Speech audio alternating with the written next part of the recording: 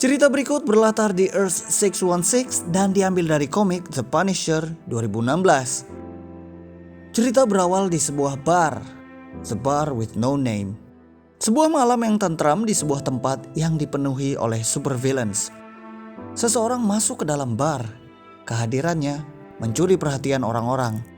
Orang ini ternyata sudah kehilangan kepalanya dan terjatuh. The Punisher dengan armornya masuk ke dalam bar ini. Salah seorang supervillain yakin bahwa Punisher tidak dapat mengalahkan mereka semua secara bersamaan. Punisher membakar supervillain ini dengan tembakan dari pergelangan tangan armornya. Punisher membakar seisi bar dengan armornya tanpa ada perlawanan yang berarti dari para pengunjung bar. Seorang supervillain bernama Steeljaw berniat membunuh Punisher dengan gigitannya yang kuat. Punisher memukul Steeljaw sampai tangannya masuk ke dalam mulut sang supervillain. Saat tangannya masih berada di mulut Steeljaw, Punisher menembak dari dalam mulutnya dan mengenai orang yang berdiri di belakang Steeljaw. Punisher mengeluarkan tangannya dari kepala Steeljaw. Dia melihat masih ada supervillain yang hidup. Punisher menginjak dan menghancurkan kepala si supervillain ini. Artificial Intelligence armornya mengatakan masih ada satu orang di ruangan ini. Orang itu adalah seorang bartender yang tidak bersalah. Punisher berniat membunuh sang bartender, namun bartender ini mengatakan bahwa dia hanya menjual minuman. Punisher lalu bertanya, di mana supervillains yang lain? Bartender menunjuk ke sebuah pintu. Grizzly, Sandman, Scourge, Bullseye, dan Rhino yang saat itu sedang main kartu diganggu oleh Punisher yang mencoba membobol masuk. Rhino membuka jalan dengan menghancurkan tembok agar mereka bisa kabur. Grizzly lalu menyerukan kepada rekan-rekannya untuk masuk ke dalam mobilnya. Mobil milik Grizzly ini menjadi lambat karena terlalu berat, kelebihan beban muatan. Semua orang di mobil melihat ke arah Scourge. Scourge mengatakan bahwa dia adalah orang paling kecil di dalam mobil ini. Rhino tidak peduli dan melempar Scourge keluar mobil dan meninggalkannya di jalanan. Saat dia bangun kembali, The Punisher terbang menabrak Scourge dan membelah tubuhnya menjadi dua. Bullseye melempar sesuatu ke arah Punisher untuk menghentikannya. Namun Punisher tidak dapat dihentikan dan sudah dekat dengan mobil para supervillains. Tiba-tiba sesuatu menembak Punisher dari atas dan menjatuhkannya. Pelaku penembakan ini adalah Captain Marvel. Dia ingin Punisher melepas armornya.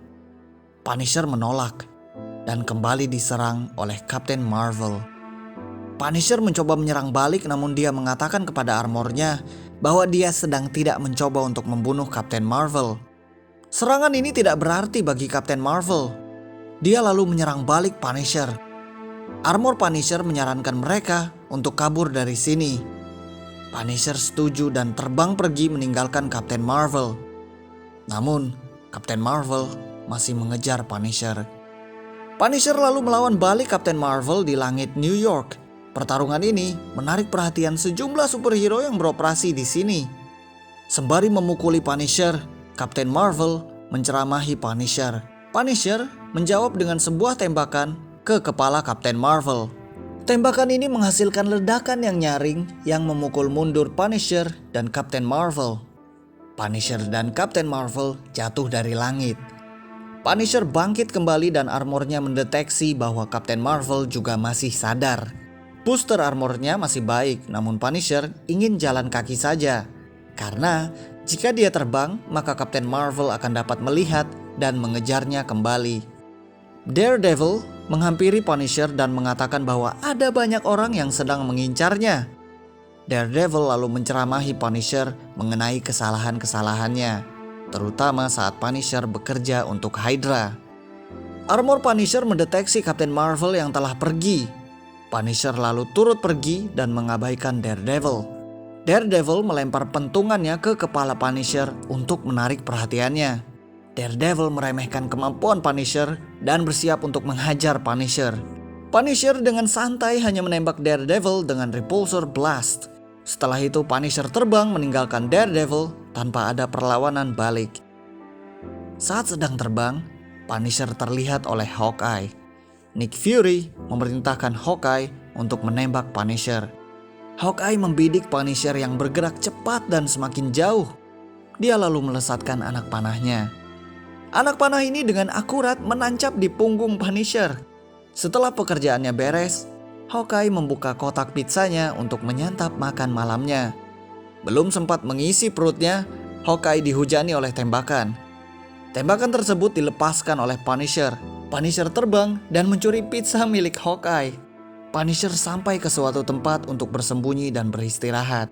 Armornya mencoba memberitahukan Punisher sesuatu. Namun Punisher mengatakan bahwa dia baik-baik saja. Dia hanya penasaran bagaimana Hawkeye bisa membidik bagian armornya yang renggang dan menancapkan anak panahnya di punggung Punisher. Punisher lalu menyadari sesuatu.